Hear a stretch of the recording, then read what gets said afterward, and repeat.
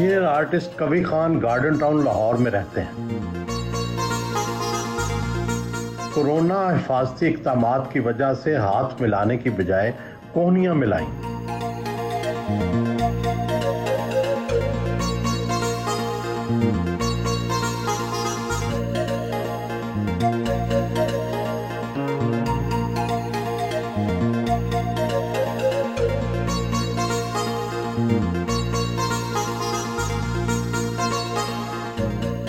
पेशावर में पैदा हुए, वहीं रेडियो से फनी जिंदगी का आगाज किया। लाहौर आकर ऐसा चमके कि हर कोई आपकी अदाकारी का मोतरफ हो गया।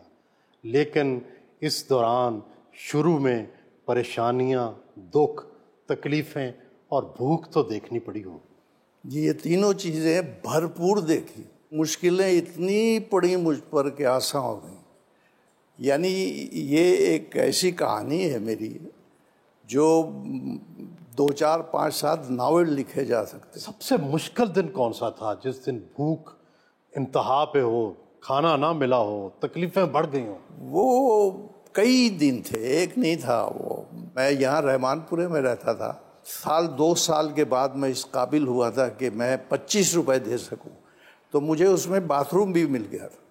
तो मैंने उस कमरे में वो ज़माना भी देखा को, वो है तो लतीफ़ा कि जी आप बनियान उल्टी पहन लेते हैं, फिर उल्टी पहन लेते हैं, तो वो कोई कहता है कि ये तो आपके जुएँ पड़ गई, तो वो कहते हैं मैं इन्होंने टुरा के ही मार देना। एक दिन ऐसा हुआ था कि मेरे पास गालिबन वो टिकट था 12 पैसे का या 15 पैसे का, तो 10 पैसे तो थे मेरे पास, लेकिन 5 नहीं थे। तो एक बस चलती थी जो यहाँ तक आती थी, तो मैं वहाँ गया और मैं एक दोस्त जो वाकिफ़ हुआ था मेरा, उसके घर चला गया। मैं ये जनाज़ का जो है वहाँ पर उसको बुलाया और काफ़ी देर उसके पास खड़ा रहा।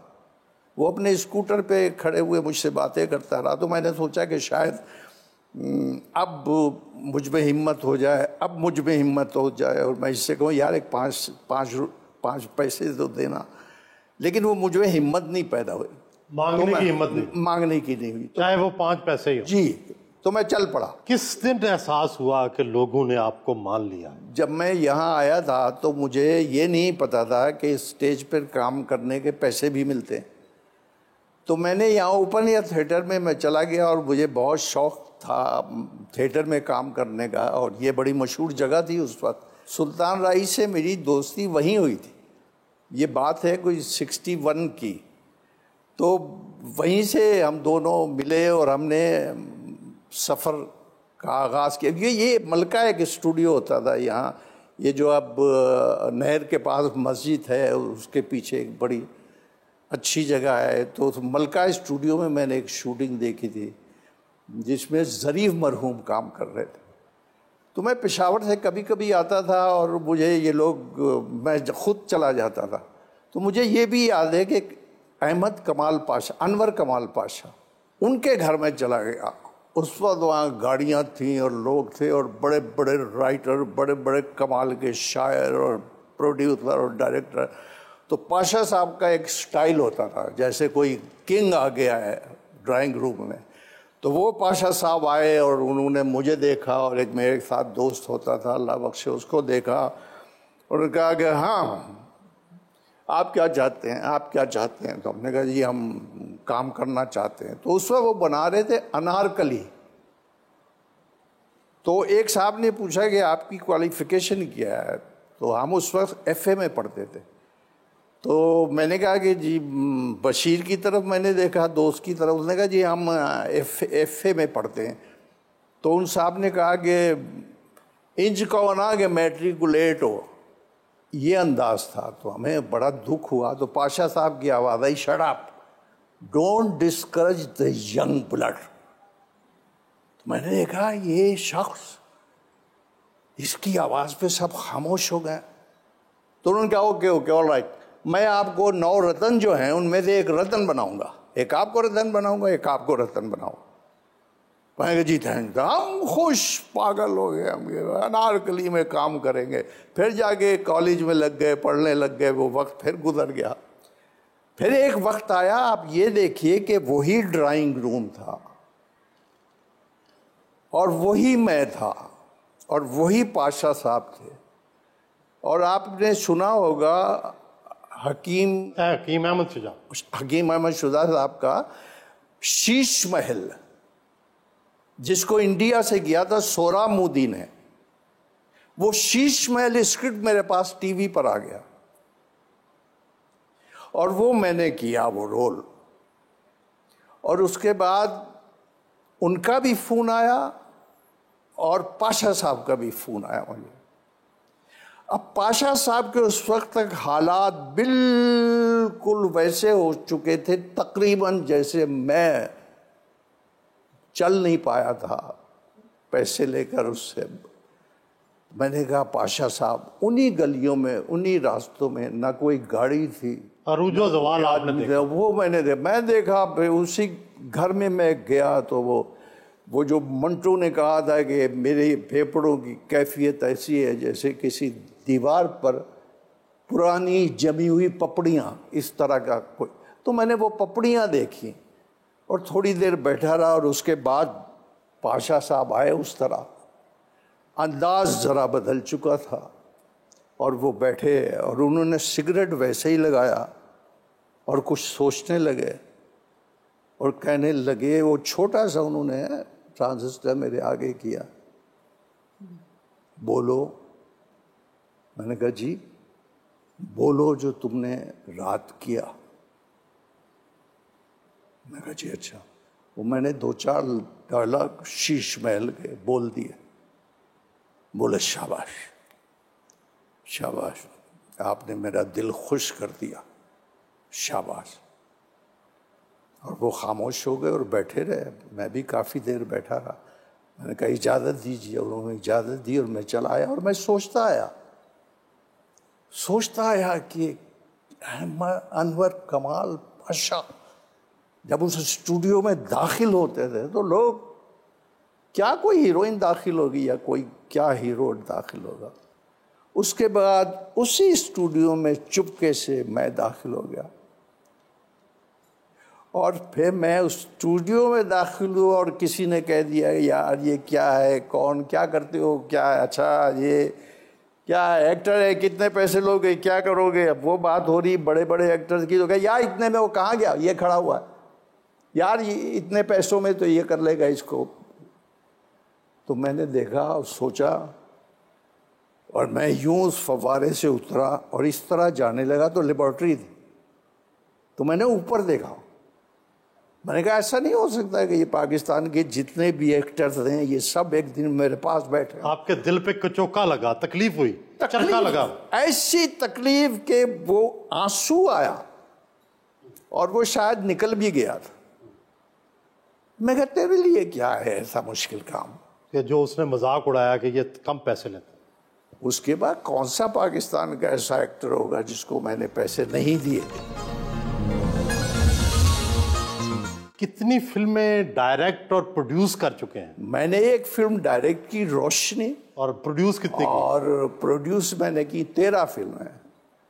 और एक खुशखबरी ये है कि I am master of making flop film also. हाँ, क्योंकि मुझे बिजनेस का नहीं पता था कि बिजनेस क्या होती है। मैं कमा रहा था, काम कर रहा था, कोई 250 फिल्मों में काम किया मैंने। और उसके बाद मेरी एक कैफियत ही जुनूनी होती थी।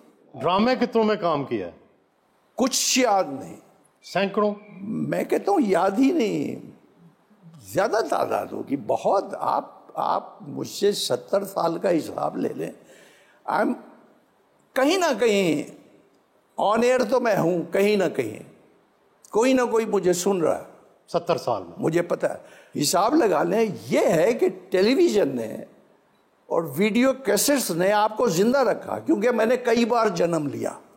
आदमी तो 30 साल के बाद रिटायर्ड हो जाता है, मैंने अपना काम छोड़ा ही नहीं।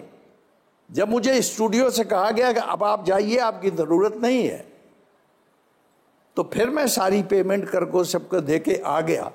और जब मैं स्टूडियो से आया तो मुझ पे मैं आपको बता नहीं सकता कितना कर्जा था। तो यहीं इसी ड्राइंग रूम में आके कुछ लोग बैठ जाते थे, पैसे दें। इतना बड़ा ड्रामा एक्टर फिल्म में फेल क्यों हो गया? शायद मैं फिल्म वालों के वो जो पेडेस्टल था उनका, जो उनका IQ था, या जिस चीज़ को देख के वो खुश होते थे, या जो चीज़ उनकी रूह में उतरती थी, मैं उन्हें नहीं दे सका, या शायद वो मुझे कुछ भी नहीं दे सके, सिवाय मैं फिर 2-4 जो रह गए बुरा मान जाएंगे। लेकिन मैं आपको बताऊं कि हर चीज़ उन्होंने वो थी मुझे जो मुझे नहीं चाहिए थी। तो मेरी उन 2 फिल्मों को बैन नहीं होना चाहिए था। कौन कौन सी थी? एक सितम और थी। एक फिल्म जो थी वो थी based on the integration of Pakistan, जो कि चारों सूबों से निकलते उस एंटी एलिमेंट को ख़त्म कर देते हैं जो पाकिस्तान के ख़िलाफ़ होता है। वो चारों निकलते हैं। और कतील शफाई साहब ने लिखा था, कसम है शहीदों के रंगी लहू की, कसम जिंदगी की, कसम आबरू की, घर अपना किसी को जलाने न देंगे, वतन पे कोई आँच आने न देंगे। ये थी वो फिल्म। वो बैन हो गई। वो क्यों बैन कर? बस हो गई। वो मेरे मुकद्दर में था, मेरे नसीबों में था।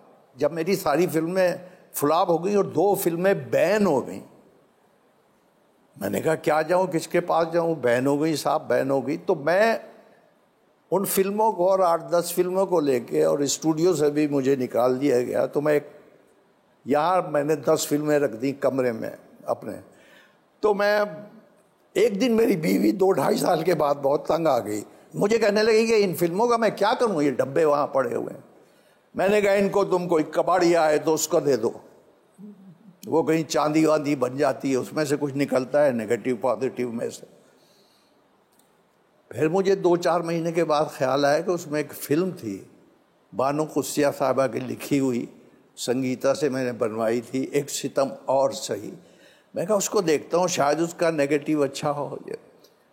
तो मैंने कहा बीवी से, कमरे में मैं क्या कोई डब्बा नहीं? मैंने कहा मैंने तुमसे कहा था कि वो 10 फिल्मों के डब्बे हैं, तो वो कहाँ एक भी नहीं मिल रहा। तो कहती कि वो तो मैंने कबाड़िया को दे दिए, एक आया था वो मुझसे ले गया, सब मैंने दे दिए। मैं बहुत हंसा, बहुत, यकीन कीजिए इतना मैं हंसा कि सारे दुख मेरे चले गए। और मैंने कहा भाड़ में गई जो फिल्में बैन हुई, बैन हुई। दूसरे ये, एक शख्स था जिसका नाम मैंने सारी ज़िंदगी नहीं लिया और अब भी नहीं लूँगा। उसका कमाल ये देखिए कि वो मुझे मेरी जवानी में ले गया था और ख़ुद भी जवान था। उन्होंने कहा हम फिल्में आपसे बनवाएंगे और आपको उसका शेयर देंगे। उन्होंने मुझसे फिल्में बनवाई, मैंने 3-4 अनाउंस कर दी, मैं बहुत बड़ा आदमी हो गया स्टूडियो का। फौरन नज़रें मेरे पीछे लग गई कि कल आया था ये, क्या इसने फिल्में बनानी शुरू कर दी, कौन है इसके पीछे। उससे जाकर मेरे बारे में हसद और बुग़्ज़ और जो कुछ भी था कहा गया, और उसने हाथ खींच लिया। उसने कहा ये इतने पैसे तुमने मुझे देने, मेरा तुम्हारा हिसाब ख़त्म। वो लम्हा था जब सारी मुसीबतें, सारे कर्जे, सारा कुछ मुझ पर आ गया। मैंने कहा अब क्या हो गया, अब तो शोबिज से मैं निकल गया, ये तो मैं मर गया। यहाँ तक कि मैंने अपने बेटे को बीमारी की हालत में सारे नाम गिनवाए, इनको पैसे देने मैंने, और वो कह रहे हैं अबू, मैंने कहा नहीं ये तुमने करना है जनाब। मैं कांस्टेंट केयर से निकल के ये वो कनाडा में था, वापस आया है आहिस्ता आहिस्ता आहिस्ता आहिस्ता। मेरे जहन में एक चीज़ थी कि मुझे इतना तो कर दे कि मैं सबके पैसे दे सकूं। और ये पाकिस्तान और इंडिया की तारीख़ का पहला वाक़या है और इसकी गवाही देंगे मुस्तफ़ा कुरैशी। क्योंकि जब 18 साल के बाद मैं एक दफ़ा उनके घर गया और मैंने उसे पैसे दिए, रोज़ का मिलने वाला शख्स, रोज़ का मिलने वाला, और मुझे कह रहा है ये क्या है? तो मैंने कहा ये वो पैसे हैं जो मैंने तेरे देने थे, तूने मेरी फिल्म में काम किया था। तो वो मुझे देखते, क्या कह रहा है तू? तो आपने सब आर्टिस्टों के पैसे अदा किए? सब आर्टिस्ट को दिए और बहुत से मरहुमीन को भी पहुंचाए, और इसके गवाह भी मिलेंगे आपको। अब बात आती है उस शख्स की जिसने मुझे हाथ खींचा था। उसको मैं तलाश करता रहा। राज साहब वो मुझे नहीं मिल रहा, क्योंकि 28 साल का अरसा गुजर चुका था। 28 साल मैंने पेमेंट किए। 28 साल के बाद एक दिन मैं जेब में पैसे डाल के कराची में बैठा हुआ था को मुझे कुछ याद आ गया। उस शख्स के पास मैं गया कि आपको याद होगा। उसने कहा हल्का हल्का याद है, हाँ 28 साल पहले। इसका मतलब जो मेरी एज है वो उसकी भी हो चुकी होगी जिसने मुझे पैसे दिए थे। मैंने कहा मैंने उसके पैसे देने हैं, मुझे पता नहीं कि मैंने कितने देने हैं। तो जो मैं लेकर गया था दूसरे दिन उन साहब ने बताया वो इतने थे, यानी उसमें से कम थे। मैंने अपने बेड पर, वो जहाँ मैं रहता था गेस्ट हाउस में, छलांगे लगाएंगे, ये तो बच गए। उनको पैसे पहुंचाए उस शख्स को कि ये उनको दे देना और कहना थैंक यू वेरी मच। मैंने उसकी आवाज़ नहीं सुनी, मैंने उसकी तस्वीर नहीं देखी और उसकी ग्रेडनेस देखे ना। उसने कभी कहा कि तुमने मेरे पैसे देने। लेकिन मुझे एक चीज़ तंग कर रही थी, ये इसका क्लाइमैक्स है कि उस तक पहुँचे भी कि नहीं। तो मैंने फिर उस शख्स की खुशामद की जिसको मैंने दिए थे। उसने कहा अभी बात कराता हूँ, और उसने उससे कुछ बात की। 28 साल के बाद मैंने उस शख्स की आवाज़ सुनी और उसने मुझसे कहा कि कभी कोई बात नहीं, वक्त गुजर गया, जो होना था हो गया, मुझे तुमसे कोई गिला नहीं। और बात ख़त्म हो गई और मुझे सुकून आ गया और मैं आज़ाद हो गया। कर्ज़े अदा करके अब आपको कोई नहीं मिलेगा। और मैं फिर काम में लग गया और मैंने इतना काम किया उसके बाद भी और अब भी कर रहा हूँ। मैं आपको बता नहीं सकता, उसका नाम मैं नहीं बताऊंगा, मेरी तरह बूढ़ा हो गया होगा। लेकिन अगर उसकी जगह मैं होता तो मैं उस शख्स को बुलाता और मैं कहता अब 4 फिल्में शुरू करो, क्योंकि वो अब भी पूरी इंडस्ट्री खरीद सकता है, इतना बड़ा आदमी।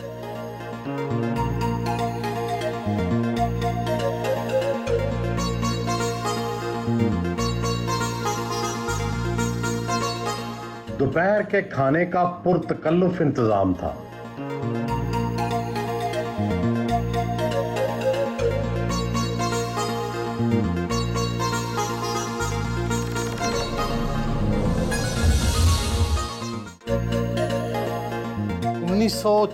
में जब टीवी पर कैमरे को पहली बार फेस किया तो खौफ महसूस हुआ? जी बिल्कुल। वो कौन सा एक्टर है जो कहेगा मैं खौफजदा नहीं होता। और हमारे लिए तो खौफ का बास ये था कि उस वक्त तो सारा लाइव था। घड़ी देखी 8:30 बजे अगर ऑन एयर जाना है ड्रामा तो 8:29 पर रेडी, और रेड लाइट आ जाती थी 8:30 बजे और आप ऑन एयर हैं। तो आप कभी इधर जा रहे हैं उधर जा रहे हैं, मूव्स याद रखनी है, कैमरे को याद रखना है कौन सा कैमरा आपको कैच कर रहा है। उसका नतीजा ये निकला कि मैं 40 मिनट का 50 मिनट का स्क्रिप्ट मैं 3 घंटे में याद कर लेता था। कवि साहब आप कैसे एक्टर हैं? एक्टर तो बड़ा रोमान पसंद होता है, ना आपका कोई रोमान मशहूर हुआ ना आपका कोई स्कैंडल बना, ऐसा क्यों? नहीं वो बन ही नहीं सकते थे। मैं तो बड़ा चोर आशिक था, वन साइडेड जो आशिक होते हैं, एक तो वो बड़े सच्चे होते हैं और एक तो वो रोमांटिक बहुत होते हैं और दूसरे वो किसी को जरर नहीं पहुंचाते। नहीं तो आप बताते ही नहीं थे अपने? नहीं बिल्कुल नहीं, कभी बताए नहीं कि जिससे इश्क करते हैं उसको पता ही नहीं? पता ही नहीं। शायद वो जब पता चलता होगा तो उस वक्त वो कहती होगी जाओ है। फिर जो मेरा इश्क जो था वो मेरी बीवी मेरे बच्चे और ये वो सब वो ऐसा पक्का चला, क्योंकि मैं ज़रा एक इश्क का कायल हूँ कि आप बस एक मोहब्बत काफ़ी है, बाकी सब इजाफी है, सारी चीज़ें। वो एक ही आपको अब तक पूछती है कि कहाँ थे, क्या कर रहे थे। अच्छा जी। लेकिन खूबसूरती अच्छी तो लगती होगी ना? इस पे तो मैं थीसिस लिख सकता हूँ। 50 इजहार क्यों नहीं किया? नहीं, खूबसूरती को देखने में और खूबसूरती के करीब जाने में बड़ा फर्क है। जिंदगी का शायद ही कोई ऐसा किरदार हो जो आपने परफॉर्म ना किया हो, सबसे अच्छा कौन सा लगा और कोई ऐसा है जो अभी अदा करना चाहते हो? मैं चाहता था कि मैं गालिब मुकम्मल करूं, मुकम्मल तौर पर गालिब का किरदार करूं, क्योंकि हमारे गालिब को जो भी था वो एक कमरे में बिठा दिया गया था। तो नसीरुद्दीन शाह ने जो गालिब किया था उसको तो एक बड़ा रास्ता था उनके पास परफॉर्म करने का भी। तो मेरी ख्वाहिश है कि मैं अब ज़ाती तौर पर कहीं न कहीं अपने आप को गालिब के रूप में फिट कर लूँ। आप समझते हैं कि नसीरुद्दीन शाह से बेहतर परफॉर्मेंस हो सकती है? नहीं, बेहतर की तो मैं या तो उससे बुरी होगी या हो सकता है उससे अच्छी हो जाए, लेकिन वैसी भी हो जाए तो बड़ी बात है। लेकिन मेरा जी ये चाहता है, क्योंकि वो गालिब का जो आखिरी शेर वो अशफाक साहब ने लिखकर मुझे कोई ना अदा संज दिया था, वो हर जगह मैं पढ़ता हूँ। गालिब ने खुद कहा था कि 200-250 साल के बाद लोग मुझे पढ़ेंगे और मेरे शेरों पर सर धुनेंगे। और तो रखने को हम दहर में क्या रखते थे, मगर एक शेर में अंदाजे रसा रखते थे। उसका ये हाल कि कोई ना अदा संज मिला, आप लिखते थे हम और आप उठा रखते थे। अभी भी शौक है और ज्यादा? इतना ज्यादा, अब ज्यादा हो गया। अब मुझे लोग कहने लगे आप बूढ़े हो गए, और मैं सोचने लगा हूं क्या मैं बूढ़ा हो गया हूं? आपको नहीं लगता? मुझे नहीं लगता। अपने अपने काम क्या, मुझे दुनिया में कोई चीज नहीं अजीज सिवाय इस काम की। नहीं, मैं रह नहीं सकता इसके बगैर। देखिए, मैं तो 6-7 साल से काम कर रहा हूं। 6-7 साल की उम्र से? जी, ये जो मेरा शोबा है, ये 1 2 3 4 5 हीरो हीरोइन, ये इसके बगैर मेरी दुनिया ये है। मुझे तो एक एक चीज याद है, एक एक चीज। एक दफा मैं पेशावर में, मुझे तो दलीप कुमार के इतने डायलॉग याद थे कि मैं पेशावर में जा रहा था फुटपाथ पर, तो एक खंबा लगा मुझे बिजली का, सर पे लगा जी, और मैं जा रहा था और कहता हुआ जा रहा था, चुभा हुआ तीर वापस लेने से जख्म अच्छा नहीं होता। चोर आता है, धन लूट कर चला जाता है, मन का चोर कुछ भी नहीं छोड़ता, मन का चोर कुछ भी नहीं छोड़ता, मन का चोर कुछ भी नहीं छोड़ता। जुनून था। तो मैं इधर उधर देखा तो 2-3 स्कूल जाते हुए बच्चे हंस रहे थे और 1-2 लोग मुझे देख रहे थे कि इसको क्या हो गया। इतना मुझे प्यार है। अब ये हमारी जितनी ये यंगस्टर, ये जितनी लड़कियां हैं, हीरोइन हैं, इनको नहीं पता, इनसे ये यंग लोग इतना प्यार नहीं करते होंगे जितना मैं करता हूँ। आप बिलीव करें। आपने अगर 80 साल फन की खिदमत की है तो हमारे मुल्क ने भी आपको बहुत एजाज़ात से नवाजा है। कौन सा ऐसा अवार्ड है जो आपको नहीं दिया? आप मुतमिन हैं अपनी इस पजीराई पर? इस पजीराई पर तो मुतमईन तो कोई होता ही नहीं, लेकिन मुझे कभी तलब नहीं हुई। देखिए, अब तक मैं बड़ा ब्लंट हूँ, बड़ा बोल्ड हूँ, और मैं बात सच करता हूँ। शायद मेरा ख्याल है मैं अपनी फील्ड के लिए 98% तो सच बोलता हूँ ना। और अपने हवाले से भी मैं कहूँगा, मुझे आर्ट काउंसिल ने बनाया, मुझे टीवी ने बनाया, मुझे रेडियो ने बनाया, मुझे थिएटर ने बनाया, और फिर मुझे लोगों ने बनाया, और फिर वो करम था मुझ पर। वो करम कौन सा होता है? वो एक चीज़ होती है जो आपको नज़र नहीं आती, वो एक अजीब सा शुक्राना होता है। वो नेमत उसको दे दी जाती है जो इस काबिल होता ही नहीं। सारा ज़माना कहता है ये क्या है। मुझे 24 साल में रहा हूँ, किसी को नहीं पता इस तक में कि ये आर्टिस्टों के लिए कोई वेलफेयर का काम हो जाए। कहाँ मैं नहीं गया, किस अफसर से मैं नहीं मिला, इसलिए तो नहीं मिला था कि मेरे पास प्राइड ऑफ परफॉर्मेंस था, मैं आर्टिस्टों के लिए मिला था। और आज से 15 साल पहले वो काम हुआ, और फिर हुआ, और अब आप देखिए 1 अरब रुपया अनाउंस किया गया, लेकिन 35 करोड़ रुपया पड़ा हुआ है गवर्नमेंट आर्टिस्ट वेलफेयर फंड में। उसकी कमेटी में मैं 6 साल रहा हूँ, लाखों रुपया उस कमेटी ने दिया है।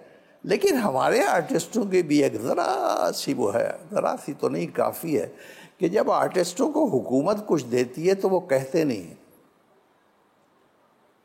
लेकिन जब वो कहीं और देखते हैं, कोई उनको देखता है तो कहते हैं तबाह हो गए, बर्बाद हो गए, ये हो गया, वो हो गया। अलहमरा जो है, इसमें मैंने अगर ज़िंदगी के 50 साल गुजार दिए हैं, 55 साल, तो मुझे याद है कि यहाँ से मुझे कितने अवार्ड मिले। मुझे 5 लाख रुपया 55 साल में मिला अवार्ड का अलहमरा से। एक दफ़ा मैं शायद बेस्ट एक्टर हो गया था या किसी की नज़र पड़ गई थी। अब 5 लाख को तो मैं 50 करोड़ समझता हूँ, अवार्ड तो था ना। अब पीटीवी की मेरी खिदमत आप देख लीजिए, गिला नहीं है। अब ये मुझे ना भी दे तो मेरा क्या है। अब मैं ये मैं तो कई साल से कह रहा हूँ कि जब आप किसी आर्टिस्ट को कुछ दें तो मुझे माइनस कर दें, लेकिन मेरी लाज रख लें। क्योंकि मैं आर्टिस्ट के लिए जब कोई बात करता हूँ तो आप कभी किसकी बात कर देते हैं, कभी किसकी बात। मैं हाथ जोड़ने को तैयार हूँ, पैर पड़ने को तैयार हूँ, किसी के भी, लेकिन किसी की आप मदद करते हैं। आपको नहीं पता कि ये हमारे आर्टिस्ट जो बड़े बड़े हैं, मुझ जैसा छोटा भी है, ये कुछ ना कुछ करता रहता है भाई साहब, वो किसी को बताता भी नहीं। ये आप सोहेल अहमद जो है या वो सखी सरवर, आपको क्या पता कि ये लोग क्या क्या ये घरों में पहुंचा देते हैं। लेकिन हमारे आर्टिस्ट बात वक्त गुस्सा इस बात पे आता है कि अगर तुम्हें वहाँ से मिला है बहुत कुछ, हुकूमत पाकिस्तान ने दिया, तो बताया करो चैनल्स पे कि हमें दिया है। वक्त मिले तो पालतू कुत्ते के साथ खेलते हैं।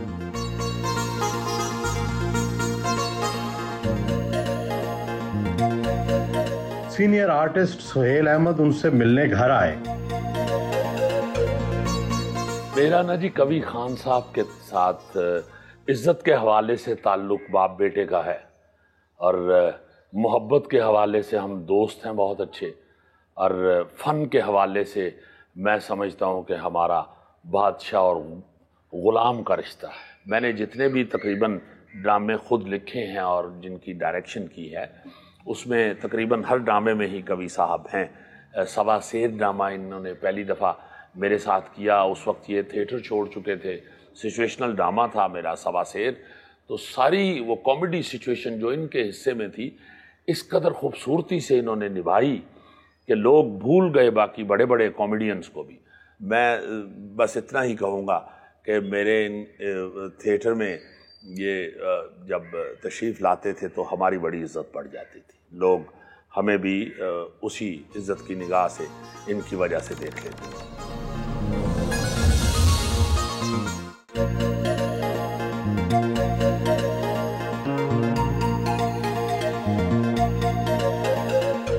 बचपन में नहर में नहाने का बहुत शौक था। एक बार तो डूबते डूबते बचे। मौत से खौफ आता है? बड़ा बड़ा बड़ा बड़ा वो मुझे याद है। वो मैं और साथ ही पुल था, तो पानी यूं जा रहा था, तो मैं मेरे बड़े भाई साहब वाला से वो भी नहा रहे थे, तो उन्होंने मुझे देखा। तो मुझे याद है मैं बिल्कुल ही गया था, तो पकड़ा उन्होंने फिर नीचे। उस वक्त से मुझे पानी से भी डर लगता है, और जब ट्रेन पुल पर चलती तो मुझे बहुत डर लगता है। जब जहाज़ टेक ऑफ करता है तो मुझे बहुत डर लगता है। मैं बड़ी ज़रा टाइम लेता हूँ नॉर्मल होने में। मौत से डर लगता है? मौत से डर नहीं लगता, मौत के बाद से डर लगता है। सियासत में भी दिलचस्पी रही। 1985 का गैर जमाती इलेक्शन लड़ा, 10,000 वोट भी लिए। हमारी सियासत में खराबी क्या है? मुझे तो ये भी नहीं पता था कि MNA क्या होता है और MPA क्या होता है, वरना मैं दोनों सीटों पे खड़ा हो जाता। हम फैसलाबाद में एक ड्रामा कर रहे थे, हम बैठे हुए थे, अल्लाह बख्श जमील फ़खरी और मैं और सब। तो कहने लगा वो, यार खलो जा। मैंने कहा कितने खलो माँ?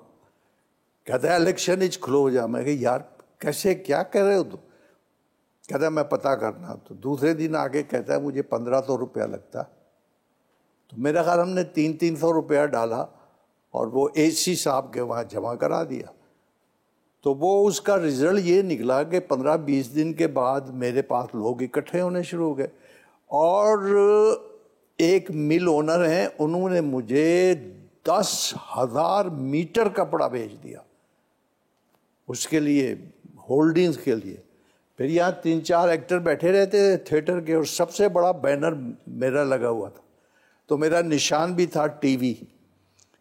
फिर मुझे तकरीर करना भी नहीं आती थी, अंधेरा उजाला चल रहा था, तो मुझे कोई बता दे, तो कहते यार तू बड़ा मशहूर हो गया है, तो तू ऐसा कर, तो अपनी तकरीर के आखिर में कहा कर, अंधेरा नहीं हूं उजाला हूं मैं, और अंधेरों से टकराने वाला हूं मैं, मुक्का दिखा, तालियां बजेंगी। लीजिए, मैंने ऐसा करना शुरू कर दिया और वाकई तालियां बजती थी। हमारे शायर मुनीर नियाजी ने कहा था, मुनीर इस मुल्क पर आसेब का साया है या क्या है कि हरकत तेज तर है और सफर आहिस्ता आहिस्ता। है वाकई ऐसा हमारे मुल्क में? ऐसा ही है।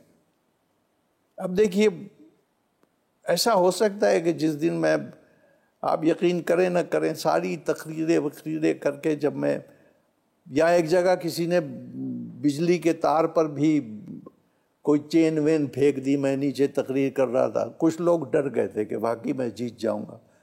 तो मैंने कहा ये क्या है, तो मैंने, ये बेटा मेरा अदनान था, इसको कहा तुम घर जाओ जल्दी, तुम घर जाओ, मेरा ठीक है मैं आ जाऊंगा।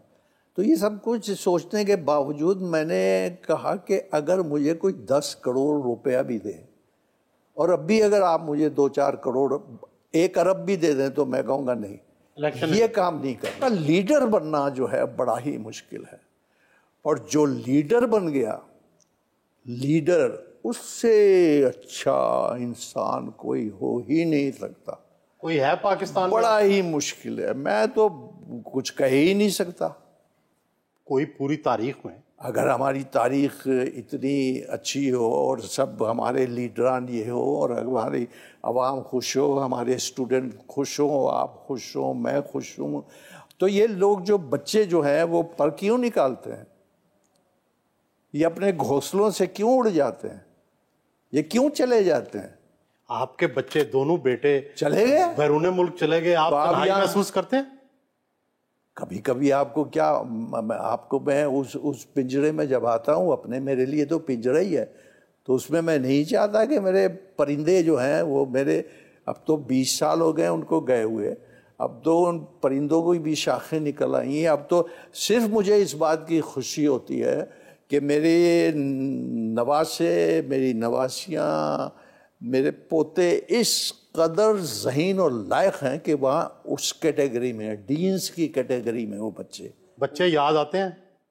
मैं कहता हूँ कि अभी उड़ के पहुँच जाऊँगा, लेकिन जब वो छोटा कहता है दादा, तो फिर आपकी तबीयत खुश हो जाती। ये जज्बात, ये फीलिंग, ये सारा कुछ, ये जिस पर गुजर रही होती वही अंदाज़ा कर सकता। अब मैं जब बेल बजाता हूँ तो कौन आता है? अगर कोई बच्चा हो, बेटा हो, बच्ची हो, भाग के आए कि अब्बू को क्या प्रॉब्लम है, फिर आवाज़ देता हूँ वसीम, फिर उसका छोटा आ जाता है, या बेगम साहबा बेचारी आ जाती है।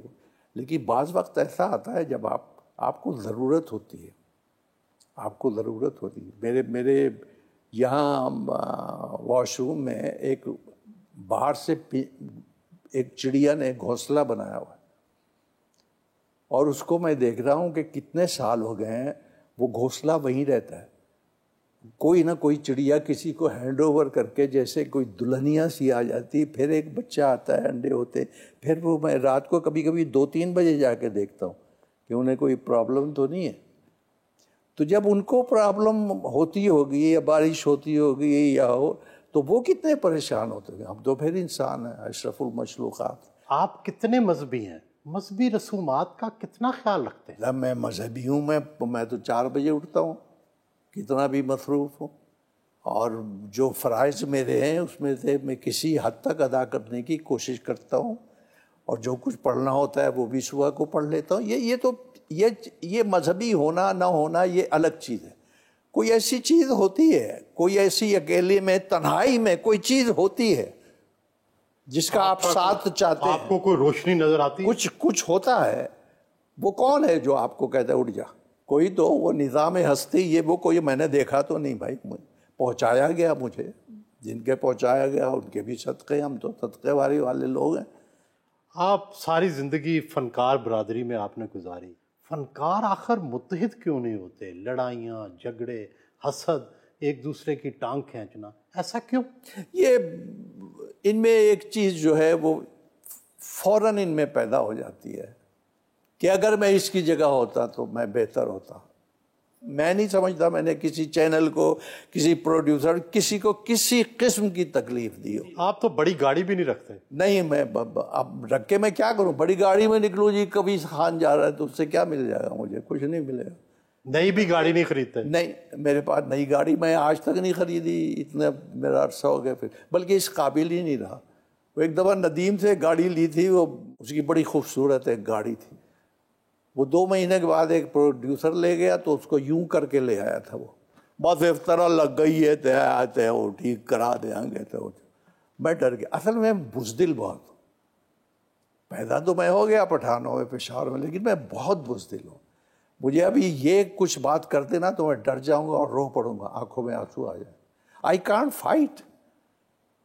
मुझे मार खाना आता है, मुझे डूबना आता है, मैं तैर नहीं सकता, मैं निकल नहीं सकता उससे। क्या जिंदगी में कभी किसी से ऐसी नौबत आई कि हाथापाई हो गई हो?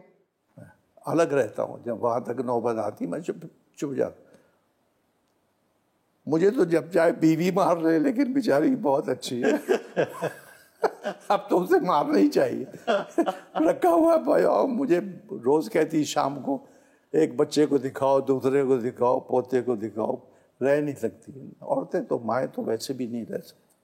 वैसे तो आप बड़े मसरूफ हैं, लेकिन कभी अगर वक्फा मिले जिंदगी में तो आपकी क्या ऐसी ख्वाहिश है जो पूरी करना चाहेंगे? मेरी ख्वाहिश ये है कि मैं जब अपने पोती पोतियों को, बेटियों को, बेटों को देखूं आता हुआ तो मैं कहूँ दुनिया का मैं किस कदर खुश नसीब इंसान, जो मुझे चाहिए था वो मेरे झोली में आ गिरा। ये है मेरा मुस्तकबिल। ये मेरी बेगम है, इनका नी का ऑपरेशन हुआ है तो जरा रेस्ट करें। बहुत